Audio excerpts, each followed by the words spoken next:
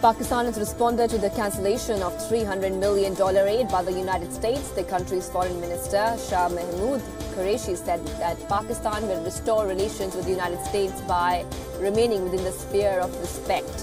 While addressing a press conference in Islamabad, Qureshi said that the United States was not giving any aid to Pakistan. It was rather reimbursing Pakistan's expenditure incurred in its war on terror under Coalition Support Fund.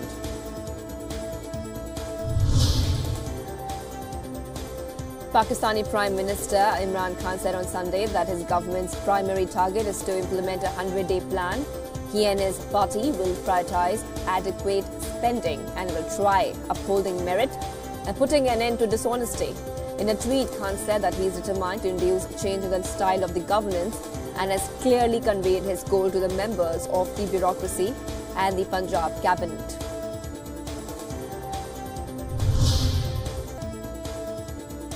The summit of the Forum for Africa-China Cooperation, or the FOCAC, will kick off in Beijing today. This year's edition is themed China and Africa towards an even stronger community with a shared future through win-win cooperation. The two-day summit is being seen as a key diplomatic event as it is being attended by a number of world leaders. Some of the African leaders who arrived in Beijing on Saturday night will have already held a series of talks with their Chinese counterparts and investors. New U.S. General Scott Miller arrived in Afghanistan on Sunday amidst worsening violence in the war-torn country. Miller assumed command of the NATO forces in Afghanistan after taking over the charge from General John Nicholson, who was rotating out of the post after more than 2 years. The handover comes at a time when little progress is being made either by the Afghan forces or the U.S. troops against the Taliban. Miller is a former commander of the U.S. military's Joint Operation Command.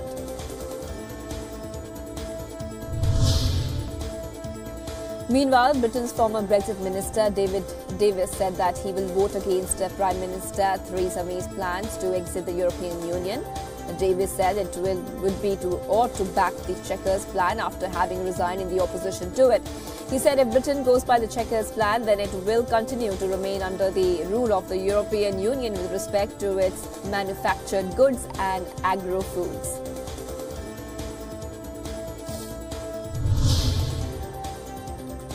Thousands of people took to the streets at Iraq's Basra to protest unemployment and lack of services. The protesters blocked various strategic points of the oil-rich province and even set tires on fire outside the main provincial government building. There were also minor clashes after police used tear gas to disperse the crowd outside the entrance of an oil field. No serious injuries were reported.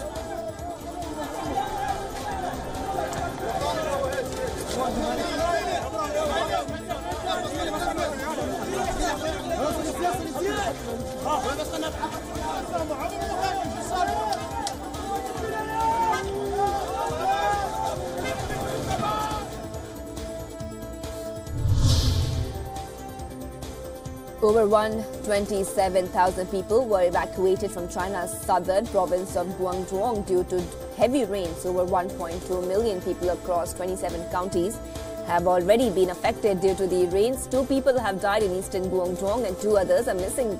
Cost of damage has been pegged at $146 million. 44,000 hectares of farmland have also been flooded.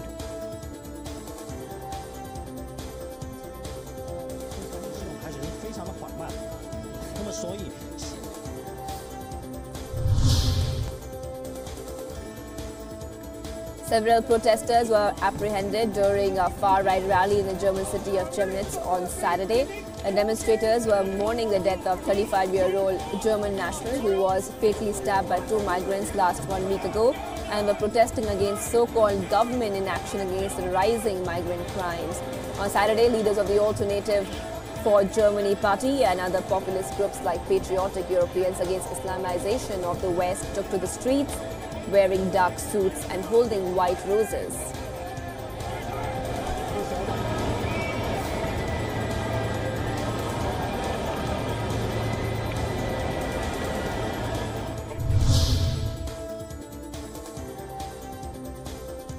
The South Korean presidential office on Sunday announced that the country's national security advisor, Chung Yo-yong, would be leading a delegation to Pyongyang for talks on nuclear standoff.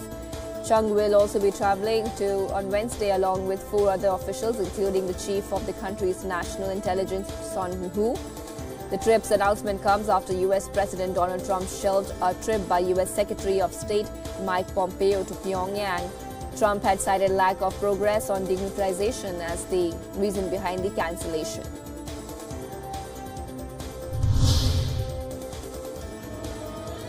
Thousands of people across Russia joined protests on Sunday against the government's plan to raise the pension age. This comes despite several promises by Russian President Vladimir Putin to soften the unpopular measure. Around 9,000 people gathered 1.5 miles from Kremlin, carrying red flags and banners. Earlier, Putin had offered to cut the proposed retirement age of women to 60 from a retirement age of 63. First proposed by the government. Russian women currently retire at 55. Putin, however, have said that the proposal to raise the retirement age for men from 60 to 65 would remain unchanged.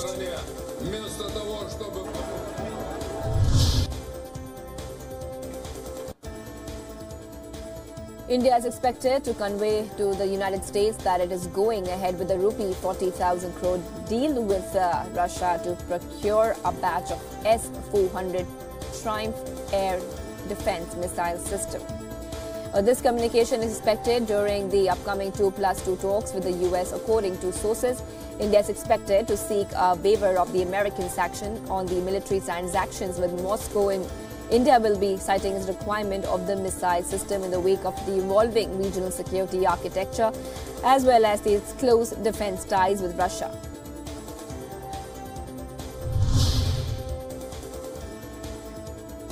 The border guarding forces of India and Bangladesh are all set to hold a series of high-level meetings in New Delhi starting today. India will raise issues like attack on its border troops by Bangladeshi criminals and smugglers. India and Bangladesh will also be sharing updates about the movement of Rohingyas along the 4,096-kilometer joint border. The agenda will also include joint efforts to prevent trans-border crimes, action against Indian insurgent groups, etc.